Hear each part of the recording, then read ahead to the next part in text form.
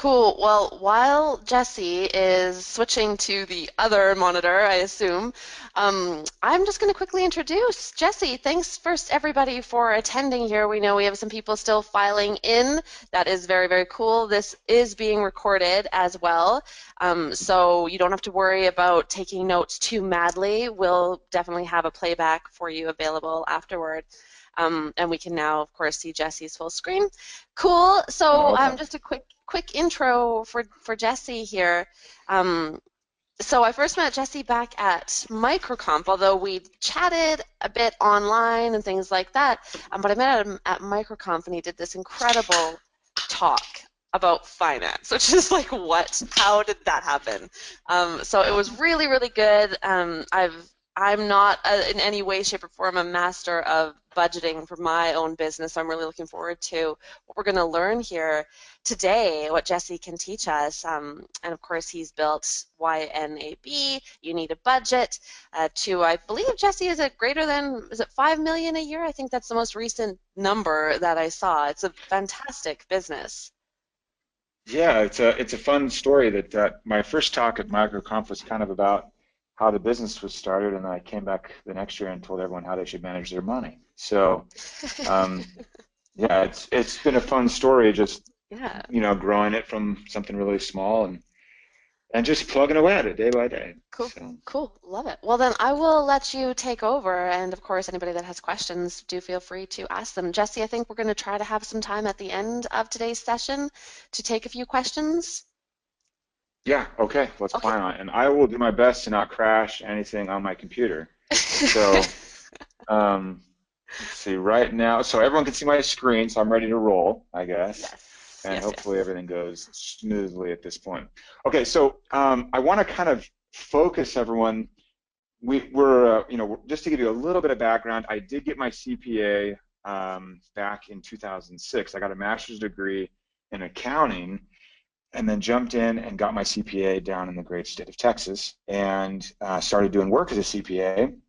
And that work is very, very boring work. And so I quit that about not even a year into it because the whole time on the side I was working on this little thing that we call YNAB for short if we don't have time to say the whole name. And this little side gig that was YNAB, we were just selling this piece of software and teaching people how to manage their money, and everything was going just fine. Um, but I've been in that spot, still am to a large degree, with variable income, a really uh, pretty nasty roller coaster that is variable income. And if there's one thing that I hear again and again from people that are entrepreneurs that are kind of making their own way, it's that this is extremely stressful. And the good news is that it is very, very solvable. So let's see if I can get this slide to advance really quick. It's having the worst time here. There we go. Whoops. There we go. Joanna, just give me a verbal, Yep, it's we're okay good. on this Stressing side. about Okay. money is so All right. 2016. Yes, so 2016. And it absolutely is. That was last year. This is a new year, and January is a great time to get in shape and get your finances in shape, right? So when we're talking about stressing about money, what we're really talking about is just as it relates to freelancing and running your own business, most of the time it's just not this smooth sailing situation. We've got invoices where clients pay you late, or you're having to harp and harp and harp, which doesn't feel great. Um, Something you were counting on that was like in the bag, and how many times have we done this where you're saying, oh yeah, I landed that job, like the person told me through email or told me over the phone, hey yeah, let's do it, let's get started, and then suddenly you get radio silence for like 2, 3 weeks, and you're wondering what exactly happened, and you were counting on that job, and all your planning and forecasting and all of that. So that can be really, it can add to the stress. And then you also want to grow. So while you're dealing with kind of the whirlwind and the day-to-day, like invoices coming in and these need to get paid or job maybe falling through, you're also looking ahead to the future and kind of saying like, I want to grow this thing. Maybe I need to take on some help. Maybe I need to hire someone to do some assistance of some sort. And it's scary because you are standing on this platform that's really shaky, with the inflows being suspect sometimes. and outflows being also fairly irregular. And so you're on this kind of shaky boat, and you're supposed to navigate this and have this grand plan on how you can invest, and it's scary. And I definitely know that because I lived that. I still live it to a degree. You know, not everything, things are scary still, but not nearly as scary. And you can start making serious progress. And so we'll kind of go through what we call our 4 rules really quickly, and I'm hoping I can leave a lot of time for, you know, maybe 20 minutes or so for Q&A where we can dive into some specifics, because that's where it gets fun and we can really kind of, you know, just start getting problems solved. The last one that's people say it's kind of a soft benefit, but I wanted to kind of stress this for just a moment. Um, you don't realize the cost that you pay when you're stressing about finances, how that stress kind of seeps into every other area of your life. And it's tough to say. It's like someone selling preventative medicine. It's a tough sell because you really don't know what you're missing until you get it back. And so that's a little bit of a pitch that I have to make here is you guys that are listening, you maybe don't know how bad, and it sounds bad, but you don't know how bad you have it right now until you can try another way, and then suddenly you realize you'll be kind of saying like, why did I do it like that? What was I thinking? Which is totally fine. We all go through that. So everyone needs a budget. We call the company You Need a Budget, and we really mean it. Whether you are making just loads of money or you're living, you know, hand to mouth, everyone needs a budget. And there are some traits that we've realized over the last decade, gosh, more than a decade that we've been teaching this. And this is where normally when I say budget, half of you like jump over to YouTube really quick or something. Like it's a scary it's a scary word. People think about prison, they think about being restricted. If their partner or spouse says, hey, I think we should budget, it's like, oh my gosh, you're trying to control me. There's nothing positive that comes from that word. And we've noticed that we have to kind of combat that. And so when we say budget, we mean that you need something that's flexible. You need something that, this is key, and we'll come back to this again, but you need something that is dealing with your real money, like money you have on hand. You must stop immediately budgeting and planning with money that you think you'll get. And it goes back to that earlier slide. Jobs that might fall through or may not, invoices that may come in, you know, may be paid and may not. So from now on, henceforth and forever, your budget has to be about money you have on hand and nothing more. And that right there, well, we'll get into it. I'll jump ahead of myself if I don't, but that is key. That is key. And finally, you can start thinking about yourself right now. We call you present you or current you, and then you start thinking about future you. And I'll use that phrase probably a few more times. But it's the idea that your future self needs to start being paid attention to a little more by you. And you can start kind of throwing your future self a bone a little bit, helping him out a little bit.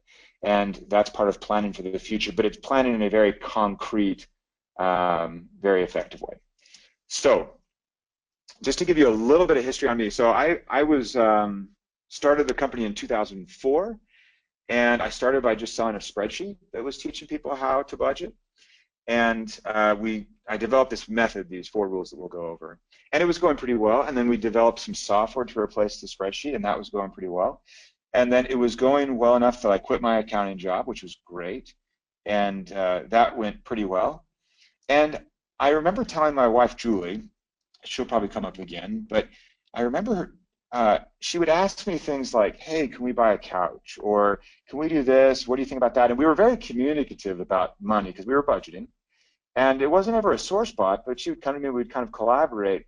And I know that I was always kind of telling her, oh man, when the business does X, then this will happen. And I don't know if you guys have ever dealt with that. I'm guessing you have, where it's kind of, even if you're saying it just to yourself, maybe you're not sharing finances, but you're saying to yourself like, oh man, when I land this client, this will be the game changer. Or when I get this job, this will be it. And we always do that to ourselves. And I think it's a good thing. I think it means that we're optimistic. It keeps us getting out of bed. It keeps us motivated. And it keeps us going forward. So I think it's a positive. But the flip side of that is when people come to you and they, you know, team members or things like that, I would get this situation where I was so conservative with the money that when someone would say, hey, I think we need to hire someone, we had a team of 3 or 4 or 5 people. It was a really small team. They'd say, we need to hire this person. We need some help over here. And I would be so afraid.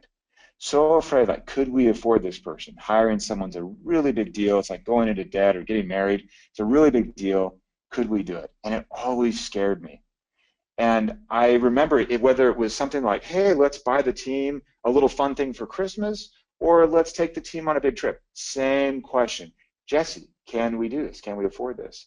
And that was where I realized, and I know that this is shameful, but I realized that instead of using QuickBooks, because I thought every business owner should use QuickBooks, I switched and I started using my own system for my business that was a very, very variable income situation. And I started applying these same principles that I've been teaching families for personal budgeting. I applied those same rules to my business, and suddenly it was a game changer. Suddenly I had clarity, and I could start planning with purpose. When someone came to me and said, hey, can we buy this? Can we hire this person? Can we do this? I had clarity. I could say yes or no, but with a definitive answer. And there wasn't the stress that there was before, and that was a saving thing for me. So as much as I hate to admit that I used one of my competitors' software for quite a long while, I did, and I switched, and I've loved every minute of it since. So I needed a budget, and I've gone through that same thing with my business, and it was absolutely game changing. Okay, so this is kind of just to get started on kind of some basics. Right now, you're asking yourself a lot, and this was that stressful question I would ask myself: can I afford this?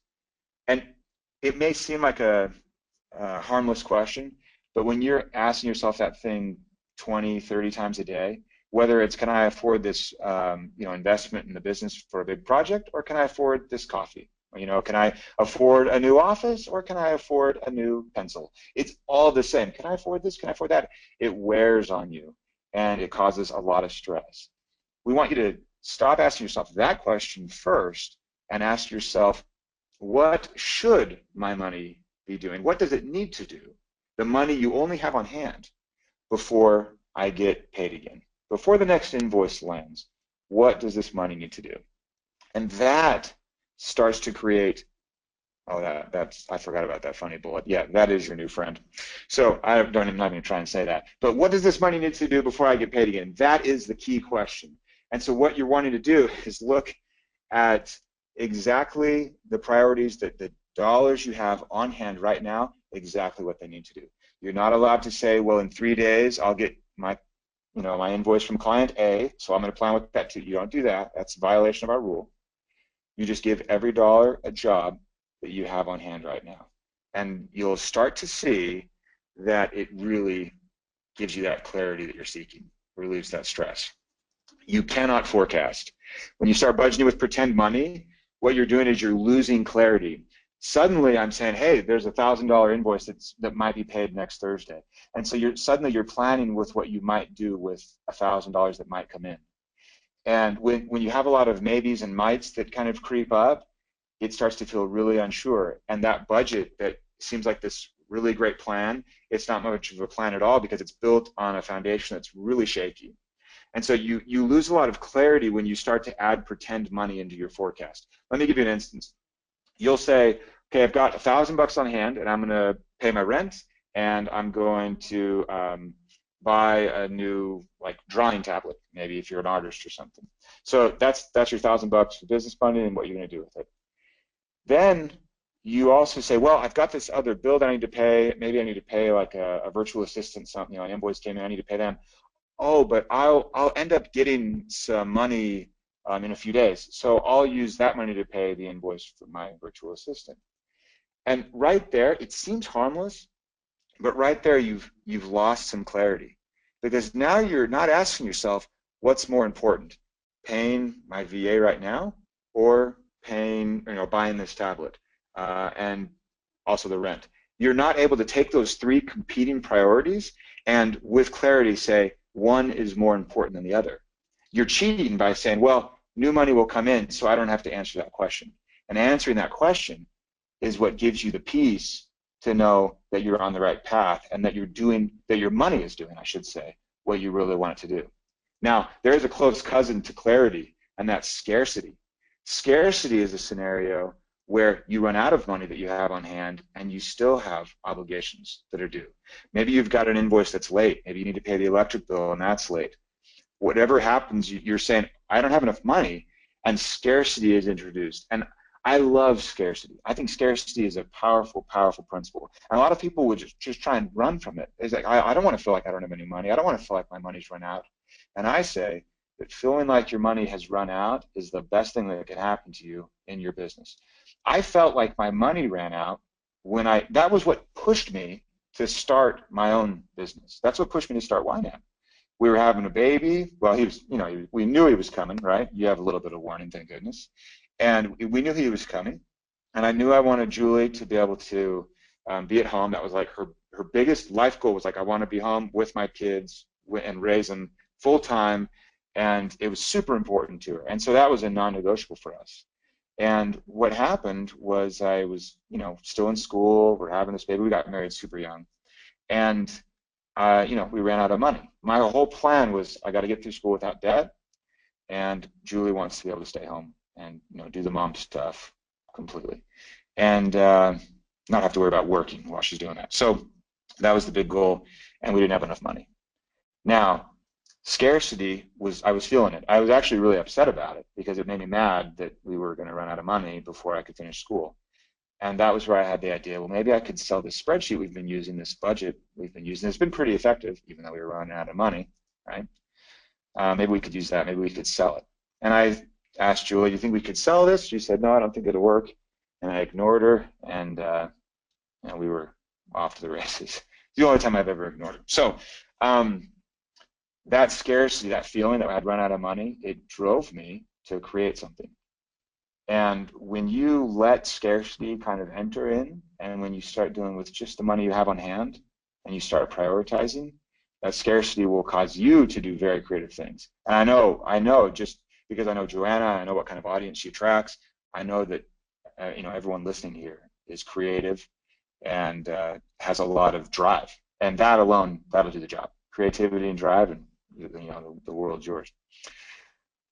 So when you're killing that scarcity by pretending you have money and planning with that, you're kind of starting to reinforce this idea that all of your expenses are regular and that everything's very normal for you. So money comes in and you're saying, well, hey, I'll have an invoice that'll come in, this pretend invoice, and I'll just take care of it then. And you're reinforcing this illusion that all your expenses are kind of regular and even, and they're not. So the second principle we teach, first one, just to rehash really quick, you give every dollar you have a job, but only the dollars that you have on hand.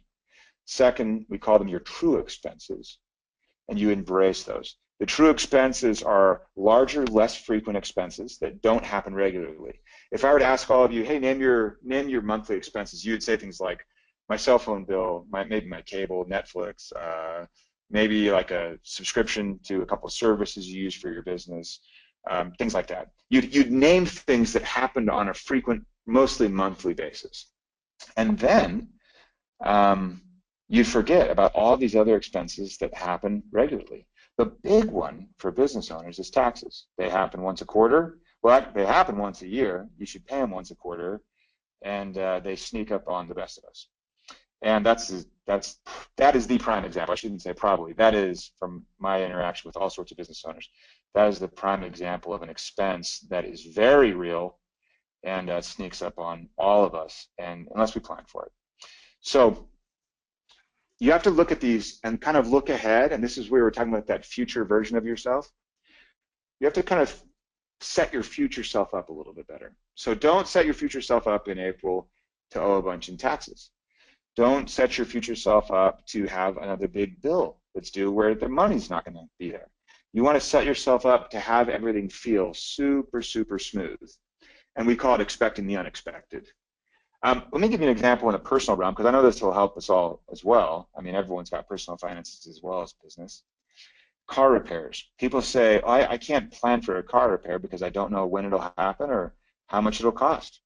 And I say that's wrong. You do not know when it will happen, and you don't know how much it will cost. That is right.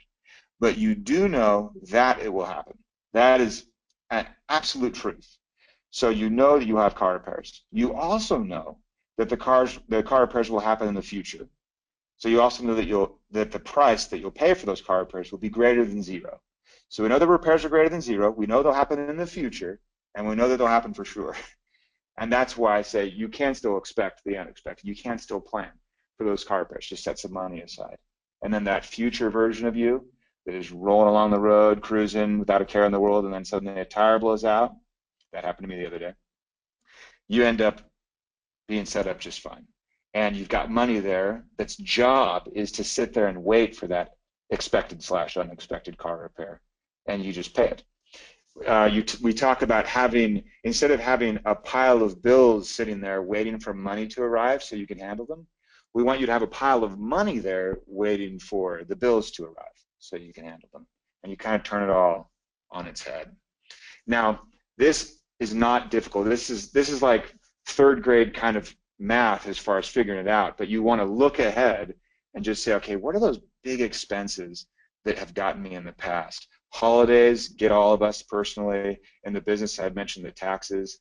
Just things like life insurance premiums, property taxes, trips that you want to take, conferences that you want to attend. Maybe you're a designer and you have this great conference that you go to every May or something. And you want to be able to come up with the money in May and don't want to have to scramble or be stressed out about making the ends meet then. So you plan for that. Plan ahead for the travel, the lodging, everything. And then when that conference comes that last year, set you back quite a bit and stressed you out quite a bit, then it's just like a normal monthly expense. What we're doing is we're taking these larger, less frequent expenses and we're breaking them up into monthly amounts, and then they all just feel like monthly expenses. And then that illusion of regular expenses, we kind of create a system where you're operating that you actually have things fairly regular. And it ends up really being pretty easy, almost boring, I might say. So if you're wondering, gosh, what things have gotten me in the past, go back through your bank statement. Don't spend tons of time on this, but log into your bank and just scroll down and like keep your eye kind of peeled for the fourth digit over if you're in the US, right? And look for like just larger amounts and write that down, like, oh, what was that big amount? What was this big amount? And lo and behold, you'll start to build a plan of what your true expenses are and how you can plan for those in the future. So that's kind of the rule 2. Rule 1 was focus on what you have on hand and give every dollar a job. And rule 2 is, okay, keep doing that, keep prioritizing, but now look ahead and start to prioritize knowing that some of that money will be needed to be used for a future purpose. Okay, I can't believe we have to make this a rule. I know half of you are probably super OCD, you're type A, you're really driven, and when you set up a budget, you want it to be perfect. And that is not the way to approach budgeting. The way you want to approach budgeting is to have it be fluid. So they were meant to be, I don't want to say broken because that implies that budgets are bad and that they break. They don't. They're malleable. They're meant to bend and be flexible. And we want you to know that you can change your budget basically whenever you want, for really whatever reason you want. It's all going back to that first rule where you're giving every dollar a job based on what you really need your business to do or what you personally want to do. So as long as things are within your priorities, you're good to go. We call it rolling with the punches. In boxing, it's where you move your body in the same direction as someone's punching so that it doesn't knock you on your back. You just got to make sure that you actually do this. And we made it a rule, and we actually have people write in and say it's the best thing that ever happened because they set up a budget, they set it up super brittle, they have this plan for their business, I'm going to spend my money exactly this way, and they really are grading themselves on how good of a guesser they are. How good are you at guessing what your next expense will be? How good are you at predicting the future? And I don't think that's a good use of time. Really, we just want you to be able to continually ask yourself, what does this money need to do before I'm paid again? And then adjust accordingly as new information comes up. I mean, you'll have some big plans set up for your budget, for your business. And you'll have everything. You'll say, okay, this money's going to go here, this money's going to go here, this is marketing, this is administrative type stuff, this is to help me grow this or improve my skills. You have it all planned out. And then the next day, a bill lands that you forgot about. Are you supposed to then assume that budgeting doesn't work? Or are you just supposed to say, oh, I know more now than I did the day before, so we'll work the plan?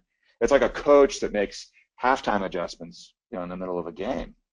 You go off of the stuff that you learned in the first half, you make some adjustments, and then you hopefully have a better second half.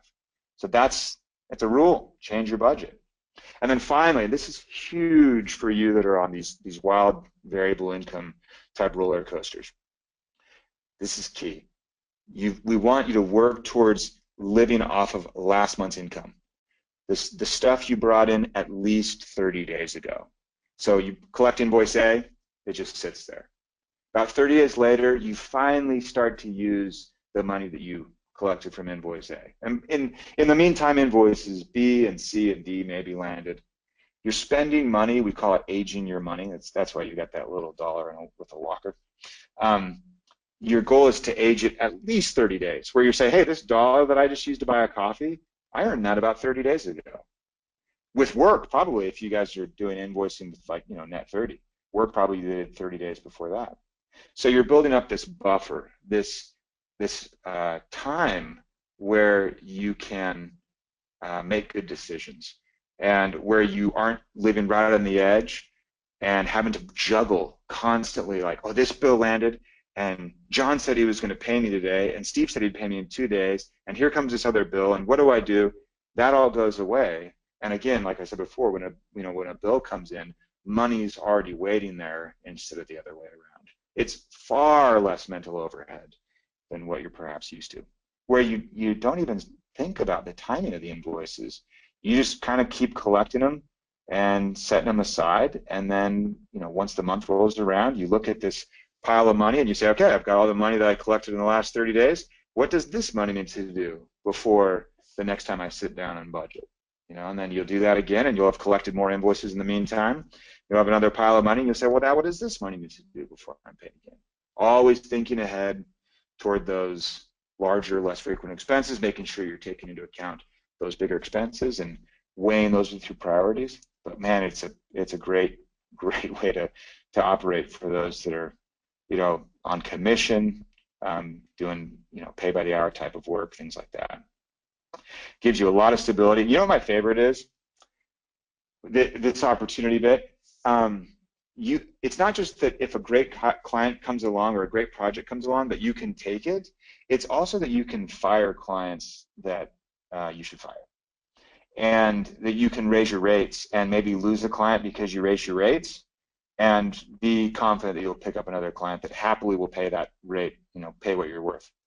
So I like it almost more, not just because the new client comes along, that you do recognize once you're living with a little bit of a buffer, you've got this security, this stability, you're spending money that's at least 30 days old, you do start to be a little pickier with what projects you take on, which clients you work with, and that's fantastic because you can get your rates up and you can do work you actually are interested in, so double win. But also you can let clients go that are headaches. And every one of you listening, I'm sure, has clients. I mean, you could probably write them down. Maybe you should write down one or two right now, like, oh yeah, I'd let that one go for sure.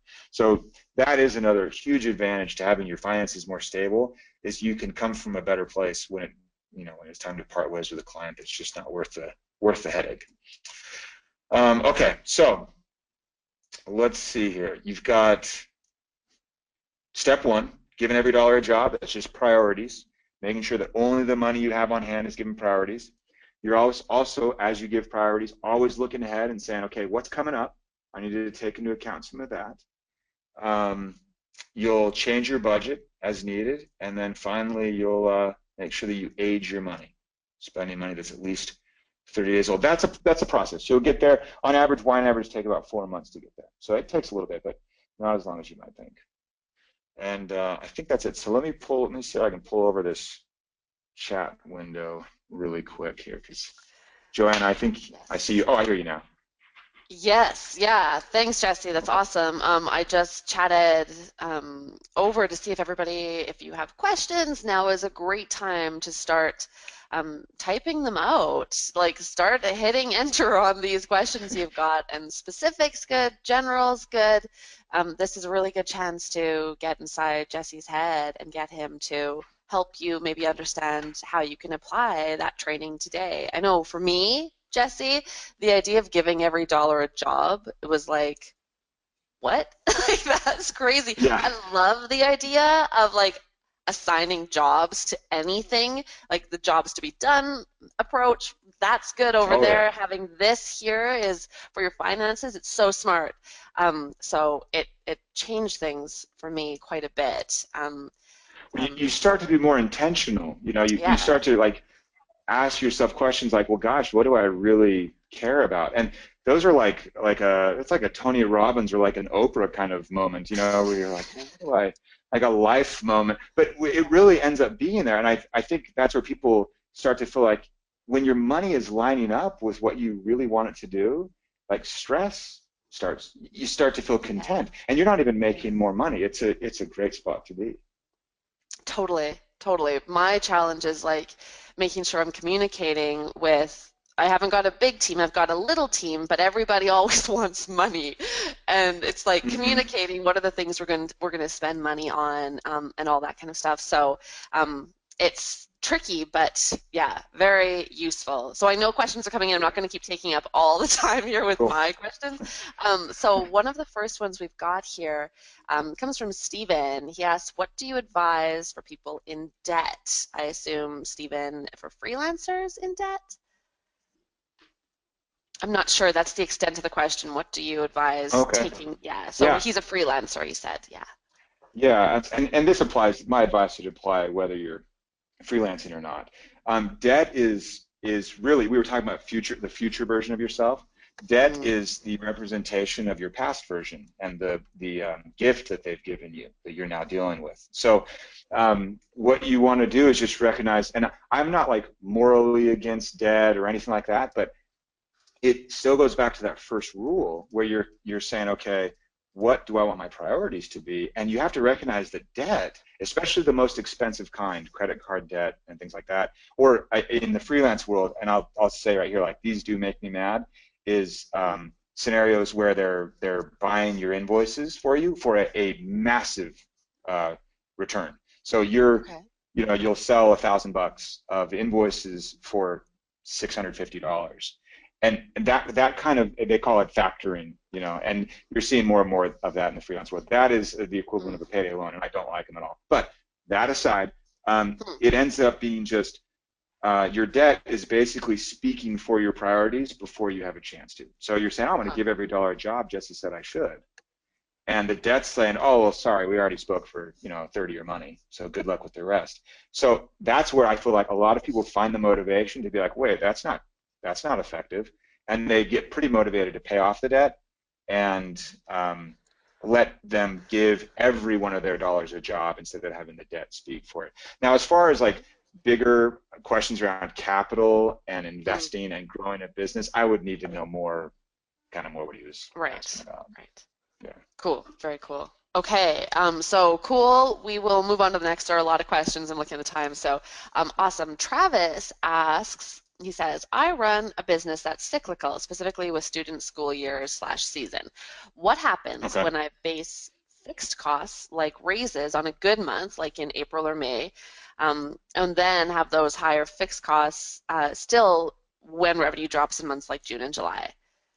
So he Yeah. has like a I would seasonal kind of, yeah. absolutely. We're a little seasonal too. Everyone jumps onto the budgeting bandwagon in January. So you'll see a big uptick for us. Then it slows down around Christmas where people are not thinking about budgeting at all. But yours is very like, yeah, that's definitely a school season scenario is very fixed. I would set up a category that's called like summer reserve or slow season reserve. And I would just fund that thing constantly, just knowing I'm going to need this money come, June, July, August, and religiously put money into that to make sure that when you get to May and it's the end of the school year or whatever, you're sitting on essentially 3 months of the money you were using for those other 9. And if, let's just for numbers' sake, you got $4,000 a month that you're using as your burn for those other 9 months. At the beginning of your slow season, you'd want to see that you had 10, 12,000 bucks just sitting there, and it's really just looking ahead and acknowledging the cyclical nature of that revenue and padding it for yourself Mm, so that it actually is regular as far as you're concerned. And be nice. careful This will also help you be careful to not overreach when things are flush, and then be really kicking yourself when things are a little tight. That's happened to me in the past, and that's never fun. Awesome. Okay. Next, Marion says, "Hi, I'm currently using."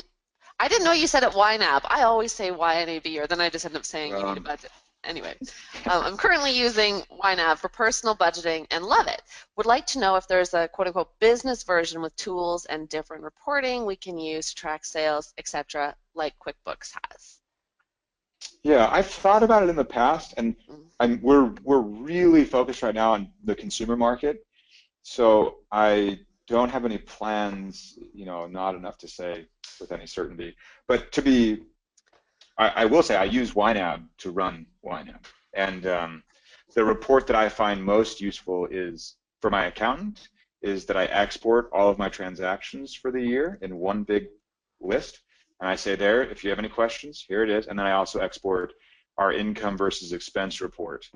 And that's like a P&L, and I give that to him as well, and he does the taxes just fine from that. You will have accountants that will complain because mm. you've made their life slightly more difficult by not having to be able to click like make this return from this QuickBooks file, but that's your accountant being lazy. That's not, that's it. Just a lazy accountant. So um, I think it works very well. As far as anything you might find lacking would be if you're looking for it to do extra like invoice collection or knowing what your receivables are, you'll find it won't work there. It works best for cash you have on hand and what you want to do with that cash. Cool. Cool. Kind of along the same lines, LCS, does it integrate at all with QuickBooks or any other platform? It doesn't. It integrates with your bank. So Oh, we just lost Jesse. Think there's a small technical glitch there. That's too bad. Hopefully he'll be right back. I would love to take these questions and like answer any of them. I know Carlos is like, no, I hear that because I'm looking at all these going, yeah, tell me what the answer is to that. And I wish I had one for you. So we'll just wait here for Jesse's return, and he should not be long. Talk amongst yourselves. Oh, someone else is saying at you need a budget. We've got quite a few members of the team here. So maybe we can get somebody else to take one of these questions, like whether YNAB works with QuickBooks. Joanna, can you hear me now? Ah, yay, we can hear you. Yay. Okay. I'm Okay, going to turn perfect. off my Wi-Fi and go to like a wired connection. So I might drop for one split moment. Okay, Okay, am I still there? you're still here. Okay, hallelujah. All right, no Perfect. more wireless. Okay, so it does not. We don't do integrations with QuickBooks at the moment. No, that would be a place I would look if I wanted to build like a business version. That would be Mm, a quick win probably, but not at the moment. No, we do integrate with banks and things like that to pull in transactions. okay, cool. Okay, so Richard has a question, which I think is probably what a lot of people are thinking. Like the idea of assigning a job to each dollar is great. Then, like, how do I go like do that? So Richard asked, could you further tell us how you go about assigning a job to each dollar? Yeah, I wanted to have this be fairly solution agnostic, although you guys are like, well, you sell a solution. But if I don't have it ready, I could pull up YNAB, but it really is, if you're comfortable at all with a spreadsheet and like typing numbers in cells, that's how you do it. You literally have money at the top, you have your jobs down the side, we call them categories sometimes. You have jobs on the side, and you're just literally typing, I want $100 here, $50 here, and $90 here, and you're seeing the big pile get smaller and the jobs all get funded. It's envelope budgeting, but Mm, without the envelopes. So that part of it is actually drop dead easy. What's hard is deciding what you do with your money. That's the hard, mm, that's the hard part. yes, that is the hard part. Any recommendations there? You're like, well, so many, like all Yeah, of the well, recommendations. yeah. I mean, I will tell you one thing. When I started being more intentional with my business Mm, money and planning ahead for it instead of being so reactive, I grew the business tremendously as a result. And I attribute it completely having the clarity to know what I could afford and what I couldn't afford. And it actually, it sounds funny, but it looked irresponsible to not grow it at that point. And Mm-hmm. before that, I was just a stress case. Gosh, can I? And after I started giving every dollar a job, I recognized, oh my gosh, I can afford to advertise. I can afford to hire some people. Yeah, it totally changed things for me. Awesome. And of course, that's all in YNAB. And I know that you're like saying you want to stay agnostic. Cool. But people are asking now, like, can you provide info on it? I assume Don asked that, or I assume that means how to go get access to it. Yeah, so I mean, if you go to ynab.com or unitobudget.com, if you have time to type the whole thing, you can go there. And I honestly, if anyone's interested, they want to see more hands-on. Aaron, who runs our education team, they run workshops that are 30 minutes longer, and they never have technical difficulties like I have. They're very polished, and they end up they're 30 minutes long, and you can ask questions, and they're showing the software like brass tacks scenario. Like here is exactly how you go, and they're just run extremely well. I mean, the teams, they're pros. So that's a good 30 minutes, well spent. Wow. All day, every day, I'm seeing over in chat is when these I classes mean, are run. So cool. Aaron, how many have we run like this January? Aaron will chat it over. It's I don't know. It's unbelievable. So Wow. they're there all the Okay, time. cool. Okay, excellent. So Greg asks, oh, 100 workshops a week I just saw in chat. That's amazing. Okay, That's sorry. great. Greg asks, if I age my revenue for 30 days and also my expenses by 30 days, how do I break the cycle? I can see how you wish to accumulate, but don't the bills need to cease in order to rapidly accumulate funds? Yeah. At the end of the day, I mean, to put it bluntly, like you need to have 30 days worth. If everything were to come in evenly and all of that, you would need to have 30 days worth of expenses of cash sitting there before the expenses actually hit. So it's a fancy way of saying you should save some money, really. But what it happens is it's a sprint in this scenario. It's not something where you have to continually save the money. You have to save the money one time and then maintain your normal pace of living within those means. So you sprint, you sell stuff, you just build up a cash reserve. A lot of people do it through selling things, through working long hours for a month or two. Like they really see it as a sprint. Once you're ahead of the curve, like you were saying, once you break that cycle, it's broken. And then you can adopt your normal maintenance pace and everything's good to go. But it is a sprint. It does take work, Greg, and it is a matter of saving up some cash. But when you start giving every dollar a job and lining them up with your priorities, you'll notice I'd say 95% of the time, people notice, oh, like I've been spending money there and I actually don't care about that thing, Yeah. and they'll eliminate it. So I don't come in here saying you guys should be frugal and save your money for saving's sake, but saving your money so that you can live 30 days ahead, that's worth it. Can I ask, just as we're talking about this, like my accountant and bookkeeper, they use QuickBooks. That's why we're using QuickBooks. I don't go Mhm. in there and run reports. I don't get it, and I just don't Yeah, care enough there. you and everyone Um, else. Yeah, right? I don't yeah, want to, but I have to because the accountant wants to use it. Okay, fine. So I yeah. do. But I don't know. So when you say that, so I'm just wondering if I connect my business accounts to YNAB, then I can I mean, then I would see. I'm just sorry. Maybe I'm a little slow on on the uptake here, but to me, it's like okay. So I'd finally, sorry, then get a view of what I'm spending money on because I'm sure I could ask my bookkeeper to run reports, but really, like I don't even know what Yeah, she would show me in the end. So I would get a view of the things I'm spending money on, and anyway, I know this isn't a question. It's so much. It's like me thinking aloud, actually, right now, which well, is maybe not that helpful, but yeah, like what you're describing is like a retroactive kind of look back. Bookkeeping by itself is valueless, except that it keeps us out of jail because we can file our that's it. taxes accurately. Exactly. It's Yeah. valueless, and that's why you don't see bookkeepers, and I don't mean this as a knock on bookkeepers, but you don't see bookkeepers charging great rates or things like that. Like I drive by our Costco on my way home sometimes, and there's always this sign out there that says bookkeeping $20 a month. And I just think, well, Oh. gosh, that's what a, that's horrible for this person. It is And, and horrible. it's also saying, like, what do we think about bookkeeping? We think it's worth Yeah. almost zero, you know? Yeah. The reason it's worth nothing except the tax compliance situation, and that's like by law, right? So you can't say that that's a value add. Um, the reason that it's valueless is because it's always retroactive. So if you were to have your bookkeeper send you the report, you'd be like, here's what I spent my money on. And then you tell me, Joanna, like, now what? And Yeah. that's the question. Like, now what do you Yeah. do?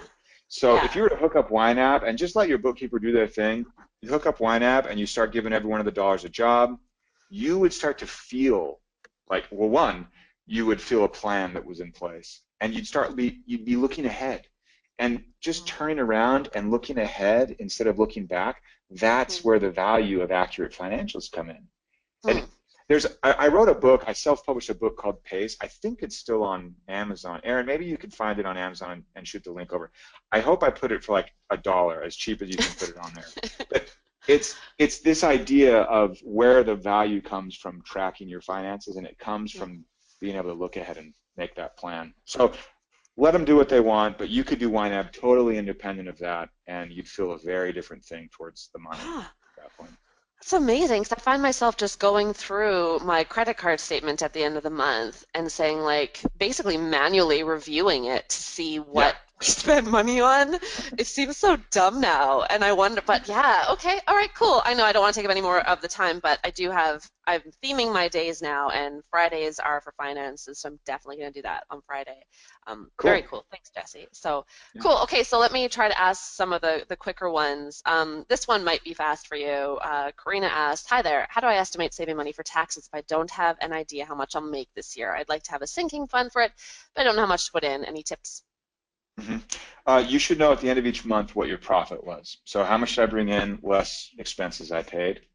And from profit, I'm assuming that she's in the U.S. So from that profit, I would set aside 25 to 30%. And just if you're feeling like, well, maybe I'll do 25, but you don't know, do 30. It's always better to be more conservative than less. But you have to know what your monthly profits are to be able to set aside some for taxes. Okay, cool. Awesome. So okay, this might this might be tough. Beverly asks, how can you prioritize what to spend your money on when you know you need a new software or training in order to get to next level, but you don't know positively if it will solve your problem and the budget doesn't allow for it? Well, if you don't have any money, then that's your answer. Like All right. you don't do it yet. But it sounds like this is more soft. Like, will this actually add value? You Mm, know, I honestly have to know more about that. yeah. You can sometimes let the budget dictate. Like, oh, like for instance, we want to buy this couch. We bought a new house last year, and we wanted to get a couch for the downstairs. And this lady was showing us one that we might want, showing my wife, and it was like twice what I thought a couch should cost. But I kind of stay quiet in these situations. So I'm like, that's okay, whatever. But Julia was like, hey, here's the couch. And I was like, whoa. So that means we'll do it in 4 months instead of two, you know? Like, I'm like, I'm not being the bad guy here, but like, it's twice what I thought it would be. So the fund is short. And she was Mm, like, well, we got to wait. And I'm like, well, yeah, because the money's not there. Like, you can't mm, pretend money's in places it's not. So, mm. Well, so yeah, that alone is a revelation, right? I think that's like the opposite of the prevailing of ideas around oh, money, right? everywhere. Like everywhere's like, hey, get money fast, get money this way. It's a Yeah. joke. You know. Okay, Larissa says, I'm in a situation where I'm dealing with climbing out of a financial hole created by Okay. a former employee stealing funds. Yikes. Oh, I'm I'm sorry. ha That's awful. yeah. I'm having to use funds for events 30 to 60 days, sorry, to pay for events that are currently happening. Not sure how else I can do this until we're back on even footing. Does that make sense, So Jesse? it sounds like Pulling from, money, mm, like they're borrowing now to pay for like current obligations, right. current commitments. I didn't quite get the question, Yeah, I'm honestly. having to use funds for events 30, 60 days. I think there might be a few words missing in here. That's all. Maybe Lorsta, can you clarify that and we'll jump on to the next question? So, da, da, da, da, da, da. LC also asks, is YNAB is 100% standalone, right? Is it not? Is it, or does it integrate with other things at all? It Is the integrates with question. banks, but other than Great. that, it's Cool. standalone. It actually integrates with the Echo. We did a little test feature, Oh, like the really? Amazon Echo. So if I don't want to say it because I have one on my desk and it would say like what my balance was somewhere, but you can be like, hey Alexa, ask YNAB what's in my groceries budget, and she'll be like $4, and then you're sad. $4. Or or she might say a good number and you're happy. I don't know, but either. Right, right. Okay, Larissa clarified. She said, yes, I'm getting monies in for future projects and having to use it for past current events. So she wants to dig Oh herself out yeah, of that. yeah. I mean, the word that she used, digging, is exactly accurate, and I just want her to not. I mean, one, I am sorry that happened with the employee because that is horrific and all too common. Um, there was Alexa's talking to me, and I don't know if you guys can hear that, but stop. Okay. Um, so I in my accountancy class, in my master's class, we had a class all on fraud, and it's Mm, sad because you get small business scenarios. This it's actually a reason why you should be involved in the books, like why you as mm, the owner should be involved. But anyway, that's a nasty situation. So it is a digging out scenario. You just go through the same exercises, giving dollars a job, prioritizing, facing reality. I mean, it sounds like Larissa, like you're facing reality and it's crappy right now, and you're digging, and that's unfortunately what you'll have to do for a little while. But stick with the system, change things as they need to. If you have to borrow because it's like you've committed something and you're in this world of hurt, sometimes that's the reality. Like a medical emergency hits or something, and people have to borrow. That can be reality. What I'm saying is, over the long term, we can get out of it, and you can too. Unfortunately, you just an employee, set you up to have it be worse than it would have been. Um, but it's a process. Be patient with it, and change your budget as needed, and take a lot of liberty in making those adjustments according to that third rule, because that'll probably happen to you more than most in this situation.